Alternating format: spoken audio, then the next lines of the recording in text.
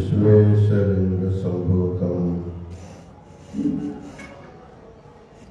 विश्वविद्याविबोधकं विश्ववन्द्यं सदा वन्दे विश्वाराध्यं जगत्ते।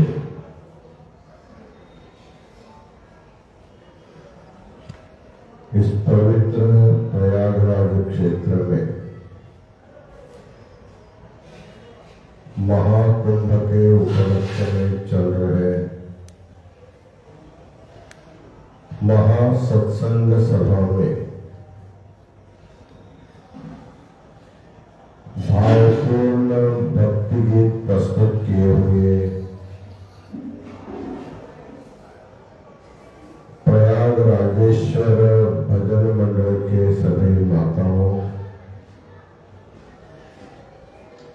विविध प्रांतों से आए हुए समस्त संतप्तगण,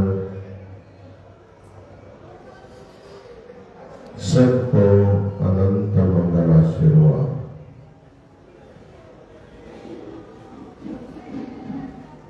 हमारे प्रयाग के जो माताएं रोज भजन गाती हैं,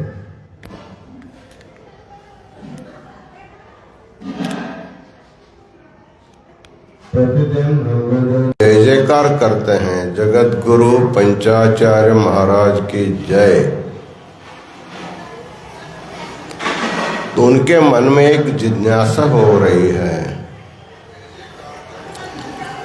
जिसका हम रोज जय जयकार करते हैं, उनके बारे में कुछ हमको ज्ञान मिलना चाहिए। बहुत अच्छी बात है, बिना जाने जय जयकार करने से जो फल मिलता है, जानकर करने से उसका फल दुगुणित हो जाता है, द्विगुणित हो जाता है। तो जगत गुरु पंचाचार्य कौन है, इनका प्राकट्य कब हुआ,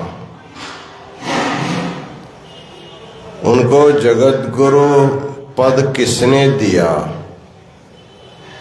ये सारी बातें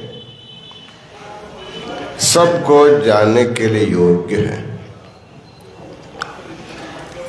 वैसे देखा जाए, इस संसार के जगत गुरु एक ही है, वो भगवान शिव। महर्षि पतंजलि अपने योग सूत्र में ये बात कही है, सहा पूर्वेशामपि गुरुः काले नानवच्छेदात्। सहा मतलब भगवान शिव, पूर्वेशामपि गुरु, जितने भी गुरु हैं उन सब से पहले गुरु है वो, सबसे पहले गुरु, आदि गुरु, आदि योगी भी है, आदि गुरु भी है, आदि जगत गुरु भी शिव ही है। गुरु किसको कहते हैं? जो अज्ञान को दूर करके ज्ञान प्रदान करता है, उसका नाम गुरु है।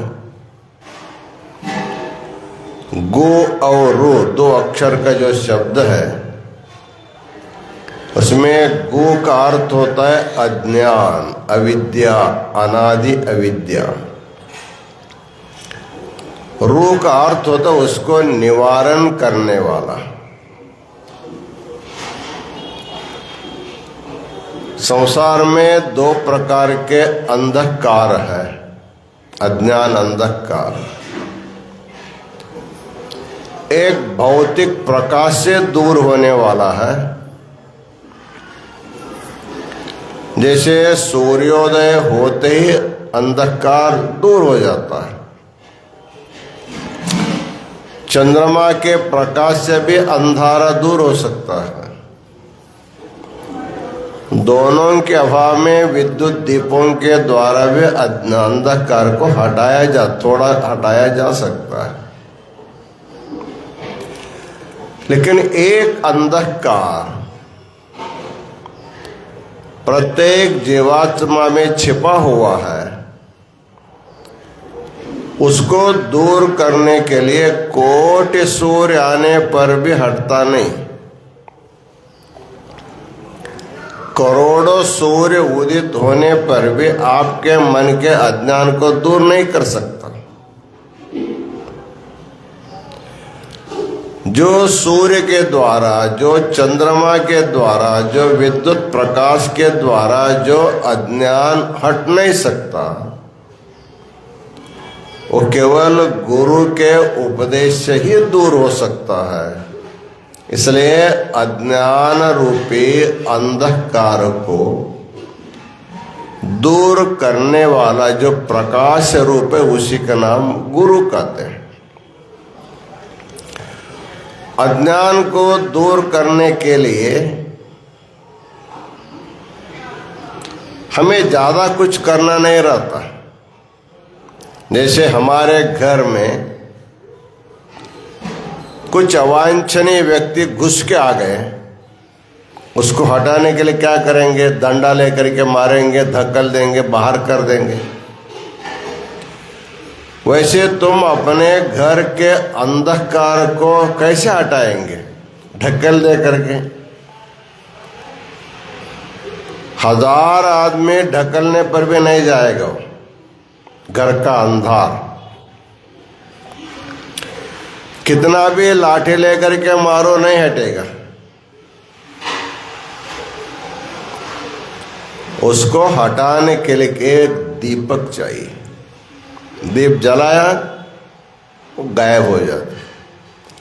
इसलिए अंधकार और प्रकाश दोनों के मध्य में जो विरोध है, वो कैसा विरोध है? सहानवस्थायी विरोध। विरोध दो प्रकार का होता है, एक वध्य घातक विरोध, एक सहानवस्थायी विरोध। जैसे चूहा है, बिल्ली उसको क्या करेगा? उसको वध करके हटाता है, खा करके मिटा देता है। बिल्ली और चूहा में जो विरोध है, वध्य घातक विरोध है। सांप और नेवला में जो विरोध है, वध्य घातक विरोध है। लेकिन अंधकार और प्रकाश के बीच में जो विरोध है, वध्य घातक ने सहानवस्थाई। दोनों एक साथ नहीं रह सकते। रहेगा तो अंधार रहेगा, रहेगा तो प्रकाश, दोनों नहीं मिलकर रह सकते। ये विरोध है। एक गांव में शादी का प्रोग्राम था। छोटा गांव है, अपने बारातियों को घर में रखने के लिए जगह नहीं, तो एक प्राइमरी स्कूल था, उस स्कूल के कमरे में उनको ठहराया गया। शाम हो गया, अंधार होने लगा। सब लोग जाकर के उस यजमान को कहने, हमारे कमरे में अंधार है, प्रकाश भेजो, गैस भेजो। उन्होंने एक गैस का दिया एक सेवक के मस्तक पर दिया, तुम जाओ, जहां अंधेरा है वहां इसको रख के आओ। वो ले आया और प्रकाश देखते सब ले, हमारे कमरे में लाओ, हमारे कमरे में लाओ। ऐसे उनको बुलाने, आओ इधर आओ, इधर आओ। वहां गया, अंधेरा गायब। पूछा, कहाँ अंधेरा है तुम्हारे कमरे में? अंधेरा नहीं है। तो दूसरे कमरे में गया, वहां का अंधेरा भी हट गया। जैसे ही प्रकाश गया, वैसे अंधार हट जाता था, क्योंकि वो दोनों एक साथ नहीं रह सकते। सब घूम करके वापस चला गया वो। लोग कहने लगे देखो हमारे कमरे में अंधारा इन्होंने रखा नहीं। कहने का तात्पर्य है जहां अंधेरा है वहां प्रकाश नहीं, जहां प्रकाश आया वहां अंधेरा नहीं रह सकता। दोनों में एक साथ नहीं रख सकते, यही उसका विरोध है। वैसे प्रत्येक जीवात्मा के हृदय में अज्ञान रूपी अंधकार अनादिकाल से छिपा हुआ है। क्यों छिपा? उसको हटाने वाला कोई गुरु नहीं मिला। जैसे अभी आपके मन में जिज्ञासा हुई, इस प्रकार संसार के सभी जीवों के अनादि अज्ञान को हटाने के लिए सबसे पहला जो गुरु रूप में अवतार किया भगवान शिव ही है। जीवों के अज्ञान को हटाने के लिए ज्ञान देना चाहिए। ज्ञान देने के लिए कुछ सामग्री देना चाहिए। तब भगवान ने वेदों का आविष्कार किया। उनके 4 मुखों से 4 वेद, उनके ईशान मुख से 28 आगमों का आविष्कार हुआ। इन वेद आगमों के द्वारा समाज को ज्ञान देने वाले भगवान देते रहे। जब भगवान के मन में इच्छा हुआ इस सृष्टि का निर्माण होना चाहिए, तब उन्होंने ब्रह्मा जी का पहले सर्जन किया और ब्रह्मा जी से बोले तुम सृष्टि का निर्माण करो। ब्रह्मा जी ने शिव का आदेश को शिरसा मान्य किया और सृष्टि करने के लिए प्रयत्न करने लगा। सृष्टि क्या होती है, कैसा निर्माण करना, कुछ भी उनको मालूम नहीं। प्रयत्न करते करते थक गए, कुछ भी कर नहीं पाया। तब ब्रह्मा जी भगवान शिव के पास गया, बोला भगवान मुझे सृष्टि करने का आदेश दिया है, लेकिन सृष्टि क्या होती है, कैसे निर्माण करना, ये मुझे कुछ भी मालूम नहीं। इसलिए आप सृष्टि करने की प्रक्रिया हमको बताओ। भगवान ने ब्रह्मा जी को बिठा करके सृष्टि प्रक्रिया सारा बताया। समझ में आने जैसे हुआ, करने गए तो कुछ भी समझ में नहीं आया। फिर बाद में आकर के कहा मुझे सुनने से कर नहीं सकता, तुम करके कुछ दिखाओ, सैंपल सृष्टि करो, उसको देख करके मैं सृष्टि करूंगा। तब भगवान ने अपने संकल्प से उनका जो 5 मुख थे, उन 5 मुखों से 5 आचार्यों का आविष्कार किया। भगवान के 5 मुख सद्योजात, वामदेव, अघोर, तत्पुरुष और ईशा, ये 5 मुख है।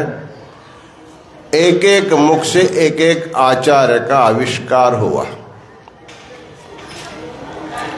एक का नाम था एकाक्षर शिवाचार्य, दूसरा का नाम रखा द्व्यक्षर शिवाचार्य, तीसरा का नाम रखा त्र्यक्षर शिवाचार्य, चौथा का नाम रखा चतुरक्षर शिवाचार्य, 5वां का नाम रखा पंचाक्षर शिवाचार्य। एकाक्षर, द्व्यक्षर, त्र्यक्षर, चतुरक्षर, पंचाक्षर। एक कृतयुग का समय था, सत्ययुग का समय था। उस सत्ययुग में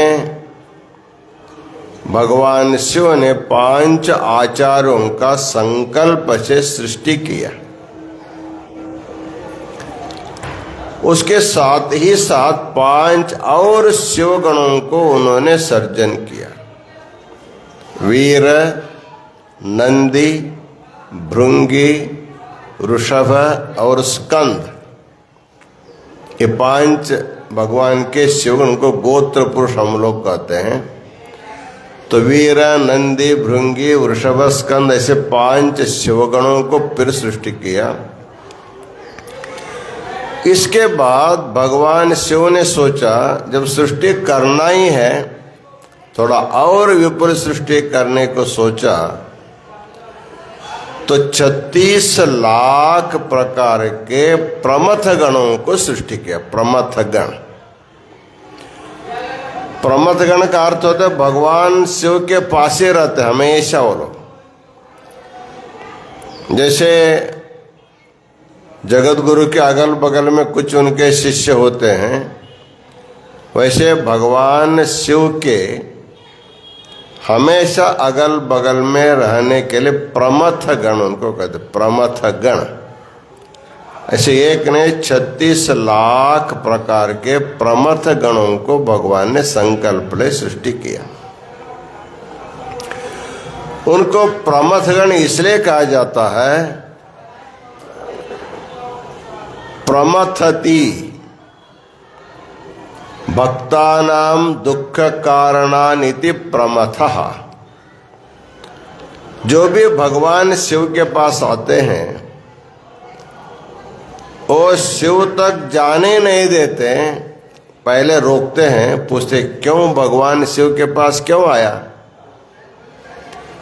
तो भगवान के पास आने वाला भक्त तो दुखी होता है ना।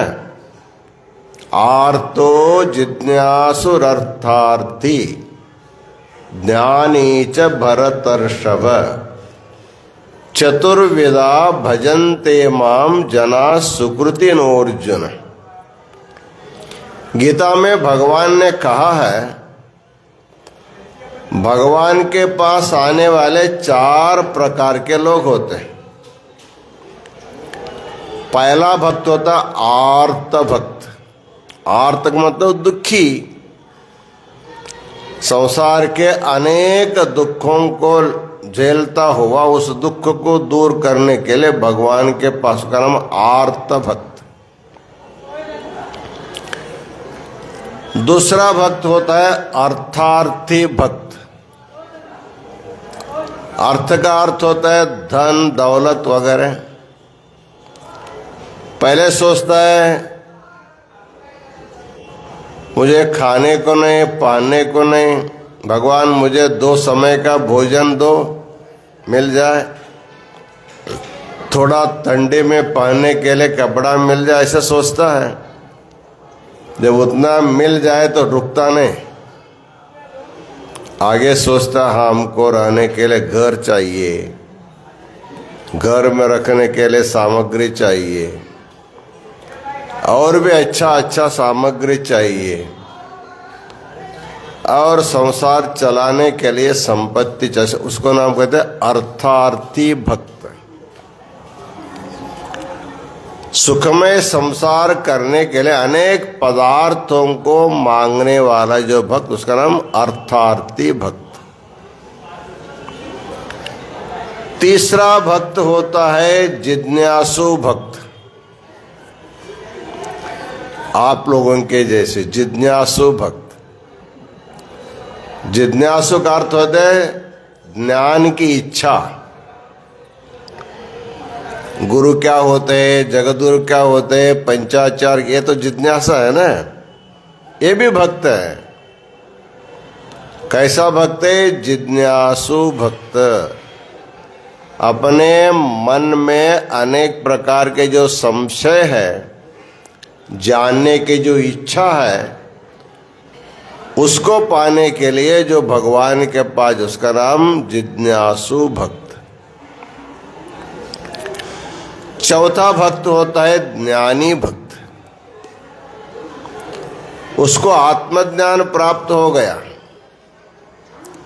संसार से वो मुक्त है, उसको किसी वस्तु की अपेक्षा नहीं है, फिर भी भगवान के पास जाता है। इसलिए जाता है, भगवान आपने मुझे दुर्लभ मानव जन्म दिया,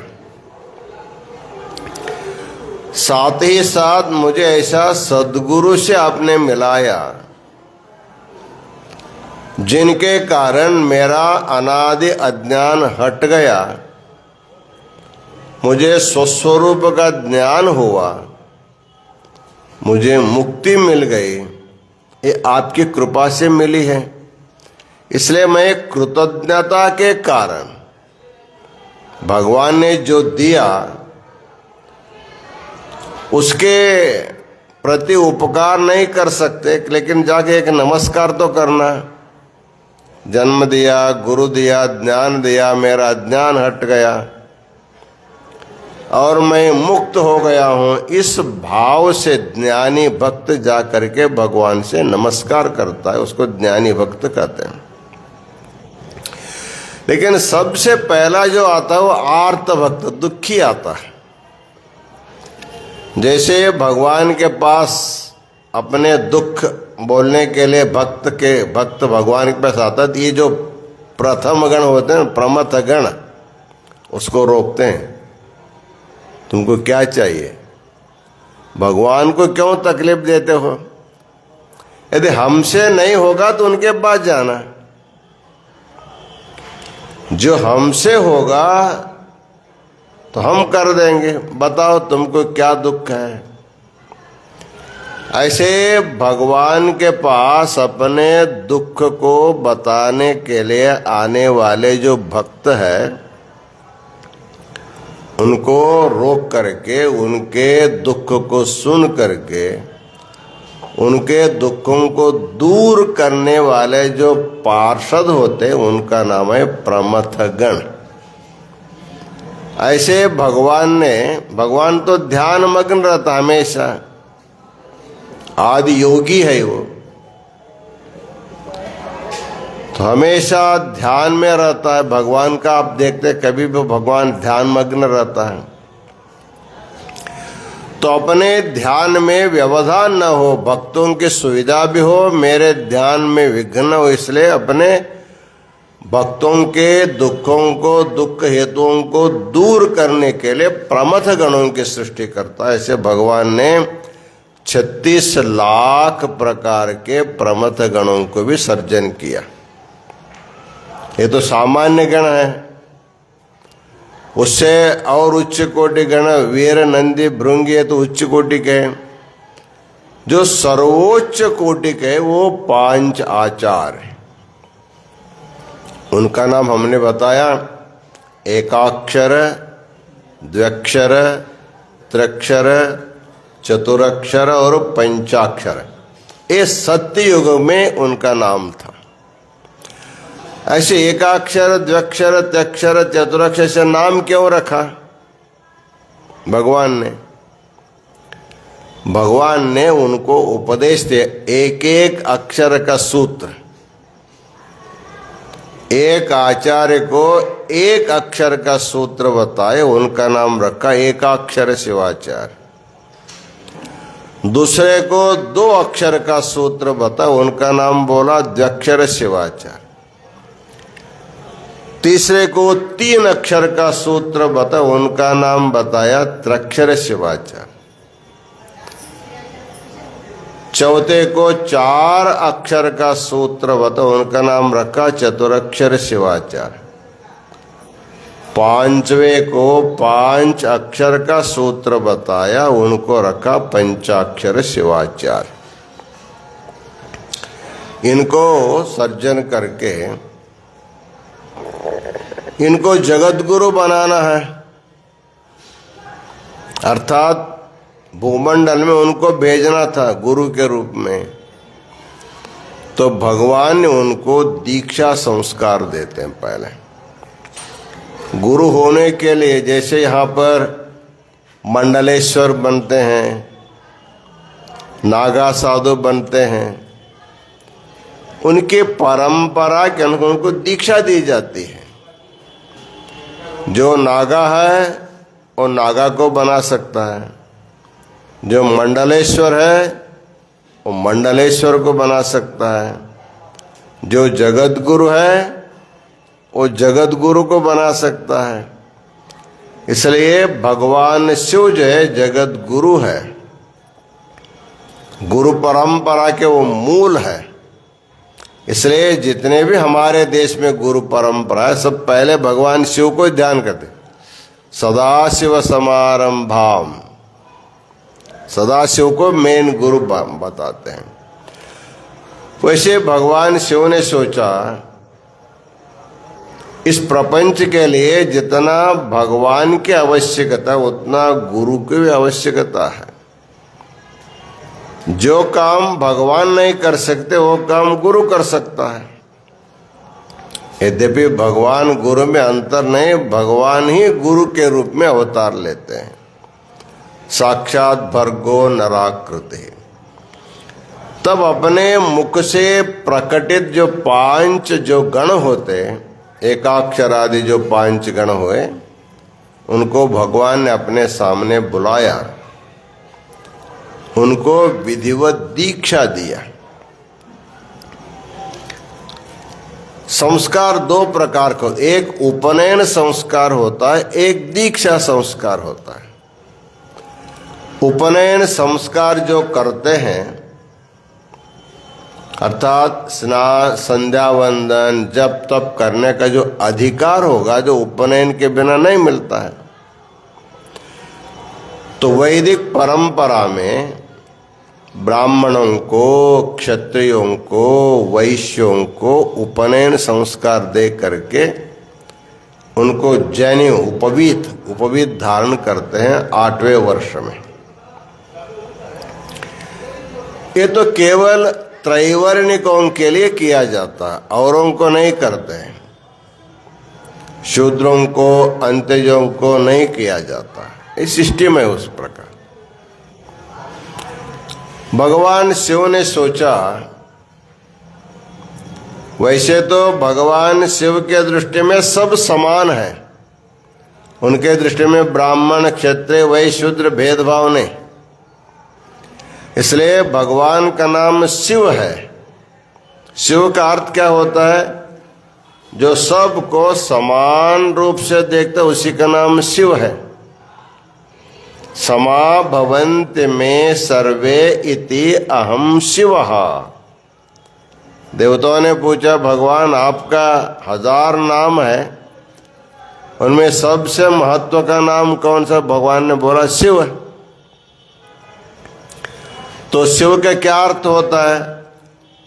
जो सबको समान रूप से देखता उसी का नाम शिव है।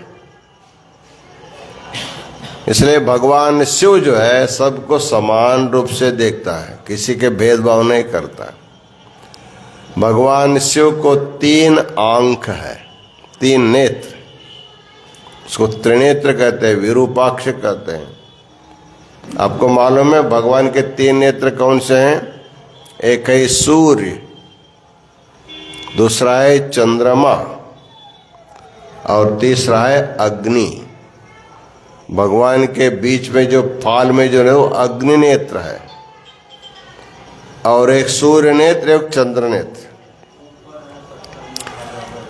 तो सूर्य, चंद्र और अग्नि, इनके दृष्टि में सब समान है। जैसे ही सूर्योदय होता है, प्रकाश सबके घर में समान रूप से पड़ता है। जंगमवाड़ी मठ में ज्यादा, तुम्हारे घर में कम ऐसे होता है क्या? नहीं। जैसे सूर्योदय हुआ, पूरे जहां जहां सूर्य दिखाई देता वहां सूर्य का प्रकाश सबको समान रूप से मिलता है। इसलिए भगवान की एक दृष्टि सम है, सबको समान रूप से देखता है। दूसरा नेत्र चंद्रमा है। पूर्णिमा के दिन जैसे ही चंद्र उदित हो जाता है, सबको आह्लादकारक चांदनी सबको मिलते हैं।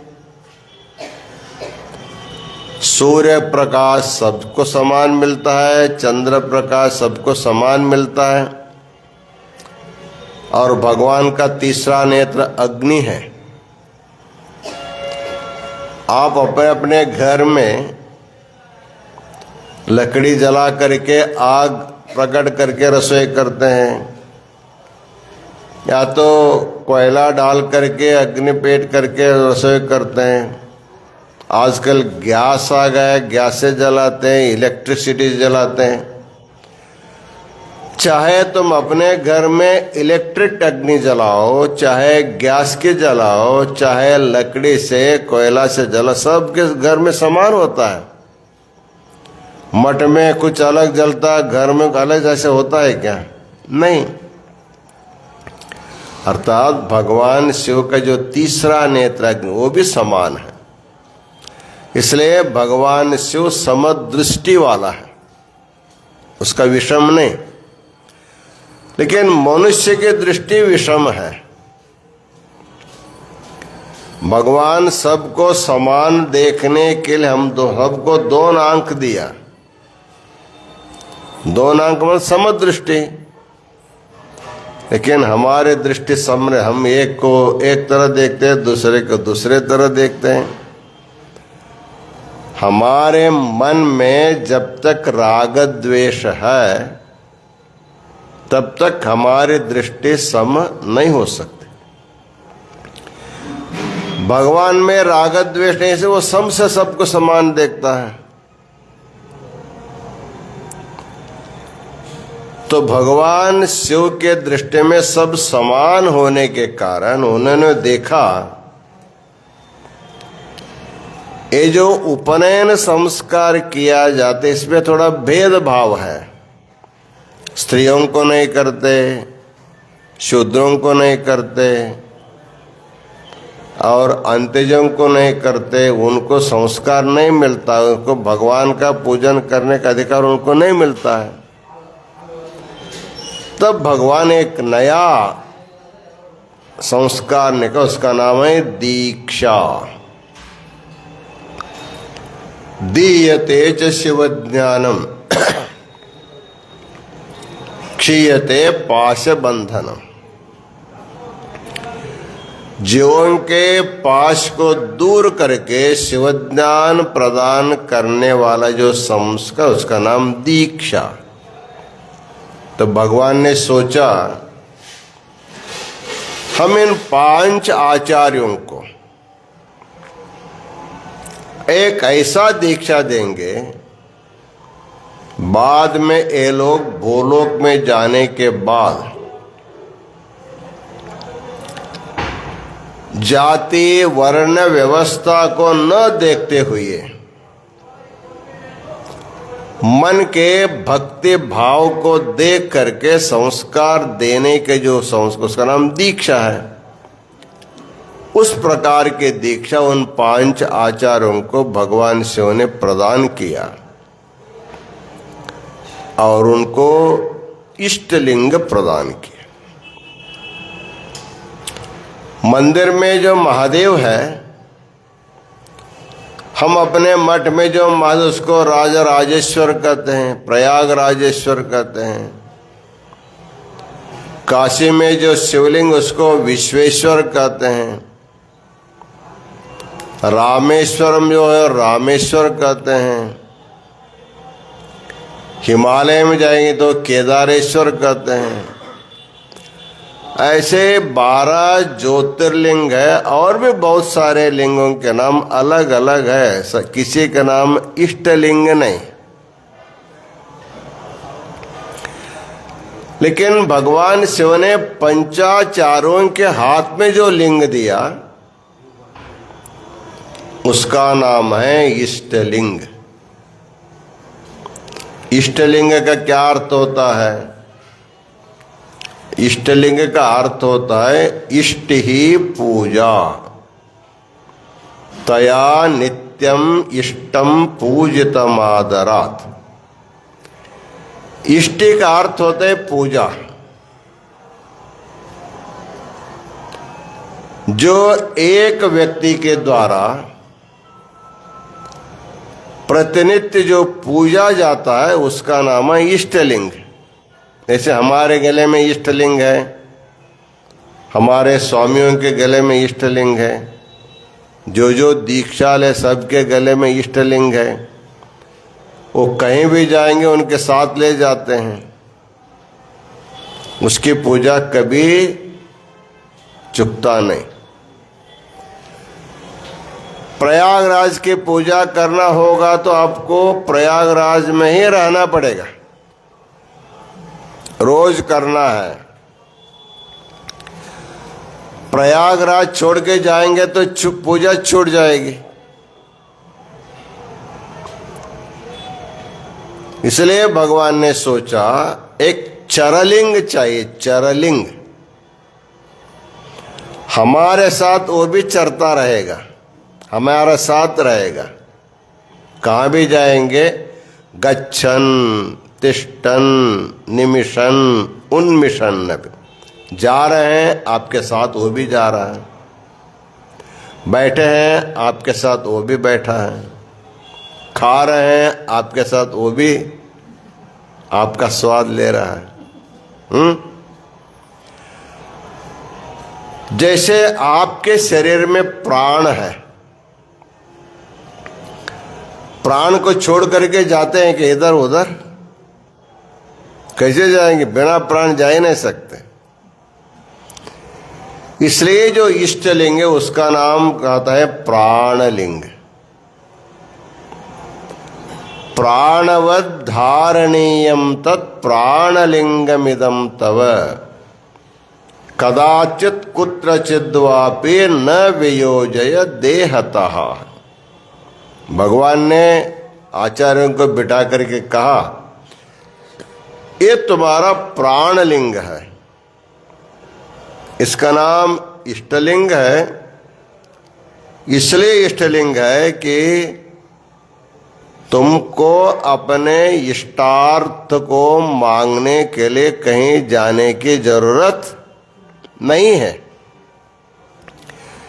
जो इष्टार्थ देने वाला तुम्हारे हाथ में है, तो फिर दूसरे के पास जाकर क्यों हाथ फैलाएंगे?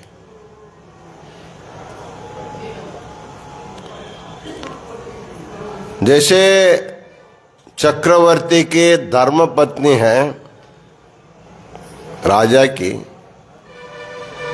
उसको कुछ चाहे तो किससे मांगेगी? मंत्री से? क्या नौकर चाकर से? अपने बगल में बैठा है चक्रवर्ती, सबको देना, उन्हीं से कहेगी ना, उन्हीं से मांगेगी। जैसे चक्रवर्ती राजा की पत्नी कुछ चाहे तो चक्रवर्ती राजा से ही मांगे, किसी दूसरे से नहीं मांगेगी। वैसे जो इष्टलिंगधारी जो भक्त है, उसको जो भी मांगना होगा अपने इष्टलिंग से ही मांगे, किसी दूसरे से मांगने की जरूरत नहीं है। और वो सादा हमेशा हमारे साथ में रहता है। जैसे प्राण के जैसे उसको भक्त अपने शरीर पर धारण करेगा, तो कहते हैं तुम लोग पांचों आचार्य मेरे द्वारा प्रदत्त इष्टलिंग को हमेशा तुम अपने शरीर के साथ रखो। तुम लोग बड़े आचार्य हैं, देवता स्वरूप है, इसलिए मेरे द्वारा प्रदत्त इस इष्टलिंग को तुम अपने मस्तक पर धारण करो। इष्टलिंग धारण करने के लिए शरीर के अलग अलग स्थान बताया गया है। सबसे श्रेष्ठ अंग है उत्तमांग। हमारे अंगों में सबसे श्रेष्ठ अंग मस्तक है, उसको उत्तमांग कहा जाता है। उत्तमांग में धारण करना सबसे श्रेष्ठ है। उसके बाद कंठ में धारण करने का विधान है।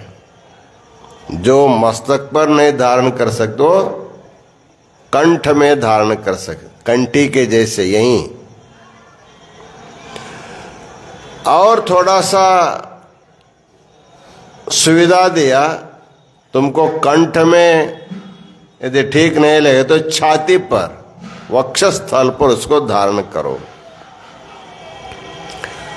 और थोड़ा सुविधा देवा, तुम अपने पेट पर सुधा धारण कर सकते, नाभि के ऊपर, उदर पर धारण कर सकते हैं, बगल में धारण कर सकते हैं, अपने बाहू में बांध करके धारण कर सकते हैं, लेकिन नाभि के नीचे नहीं धारण करना और पीठ पर नहीं धारण करना चाहिए।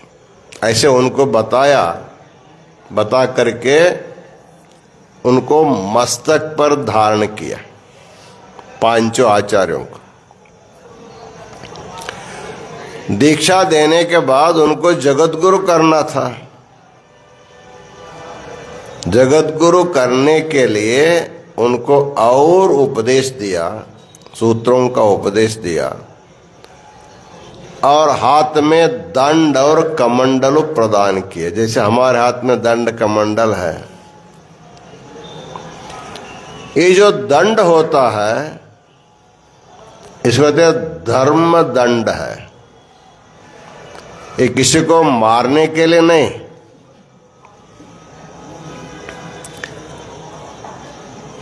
इसका उपयोग उसके साथ एक वस्त्र बंधा हुआ रहता है।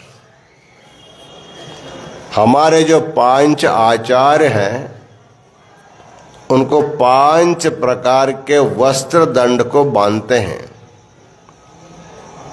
एक होता है हरा वस्त्र, दूसरा होता है लाल वस्त्र, तीसरा होता है नीला वस्त्र, चौथा होता है शुभ्र वस्त्र, पांचवा होता है पीला वस्त्र। हरा, लाल, नीला, सफेद और पीला, इन 5 वस्त्रों को भगवान ने दिया उनको दंड में बांध करके। उनको बोला इस वस्त्र का संदेश तुम लोग संसार में सबको पहुंचाना है। तो हरा वस्त्र का क्या संकेत है? भगवान ने बोला तुम संसार में जाने के बाद लोगों को अन्न की महिमा बताओ। सारी ये पृथ्वी जो भूमि हरी भरी रहे, हमेशा किसान फसल उगाते रहे, लोगों को अन्न प्रदान करते रहे, सभी जीव अन्न खा करके संतुष्ट रहे। अन्नम ब्रह्मेति व्यजानीया। तुम लोग संसार में अन्न का महत्व बताओ, अन्न को शुद्ध करने का प्रक्रिया बताओ। इसलिए एक आचार्य के हाथ में हरा ध्वज दे करके उनको कमंडलू दिया। कमंडलू जो होता है वो भस्माधारम कमंडलुम, उसमें अक्षता और भस्म रखा जाता है। तो भस्म क्या होता है? भक्तों के दुखों को भस्म करने वाला भस्म, और उनके संपत्ति को अक्षय करने की अक्षता। इस प्रकार एक आचार्य के हाथ में अश्वत्थ दंड, हरा वस्त्र, कमंडलू प्रदान करके एक अक्षर का सूत्र उन्होंने उपदेश किया। पद, पद नाम का एक अक्षर का उपदेश किया। पद का अर्थ होता है पद, पद का अर्थ होता है स्थान। तुम शोकों को समझाओ कि संसार में जितने भी लोग हैं कुछ न कुछ पद प्रतिष्ठा चाहते हैं। कोई गांव का प्रधान होना चाहता है, कोई एमएलए होना चाहता है, कोई एमपी होना चाहता है, कोई मंत्री होना चाहता है, कोई प्रधानमंत्री होना चाहता है, कोई राष्ट्रपति होना चाहता है। इतने नहीं, मरने के बाद और भी लोकांतर के पद के प्राप्त करने की इच्छा लोगों में होती है। लेकिन लोगों को समझाना, ये जो पद है ये शाश्वत पद नहीं। ये 5 साल के लिए 10 साल के लिए कुछ मिलते हैं, बाद में छोड़ना पड़ता है। लेते समय खुशी होते, छोड़ते समय रोना पड़ता है। और इसको पाने के लिए कितने लोगों को हाथ पैर धरना पड़ता है। इसलिए तुम लोगों को समझाओ, ठीक है तुम्हारे भाग्य से जो भी पद मिलेगा उसको उपभोग करो, उसी को चिटक के मत बैठो। तुम ऐसा पद प्राप्त करो जिस पद को प्राप्त करने के बाद तुमको वहां से कोई हटाता नहीं। इसलिए हिंदी में कहावत है, खाना हो तो ऐसा खाओ पेट न कहे कुट कुट। बैठना हो तो ऐसा बैठो कोई न कहे उठ। बोलना हो तो ऐसा बोलो कोई न कहे झूठ। तो कोई न उठाने वाला स्थान जो ध्रुव स्थान होता है, शाश्वत स्थान होता है, उसको परम पद कहा जाता है। जैसे ध्रुव ने परम पद प्राप्त किया, जितने भी ज्ञानी लोग परम पद प्राप्त, यद् गत्वा न निवर्तन्ते तद्धाम परमं मम। जिस स्थान पर जाने के बाद जीवात्मा वापस नहीं आता, ऐसे परम पद है। ऐसे परम पद को प्राप्त करने के लिए पद नामक एक अक्षर का सूत्र बता करके एक आचार्य को जगतगुरु बनाया। अभी 4 आचार्यों को जगतगुरु बनाना है, समय हो रहा है। इसलिए अगले आचार्य के बारे में, जो द्व्यक्षर आचार्य है, एक आचार्य, पंचाचार्यों में एक आचार्य के बारे में आप लोगों ने सुना। कल दूसरे आचार्य के बारे में हम आपको समझाएंगे, क्योंकि आपकी जिज्ञासा जो है पंचाचार्य कौन है, प्रश्न इतना छोटा सा है, उसका उत्तर कितने दिन में पूरा होगा देखेंगे। लेकिन आपकी जिज्ञासा बहुत अच्छी रही, आपके वजह से सबको सुनने का अवसर मिला। इसलिए प्रयाग राजेश्वर भजन मंडल को अनंत मंगलाशीर्वाद प्रदान करते हुए हम अपना आज का आशीर्वचन पूर्ण करते हैं। ओम शांति शांति शांति।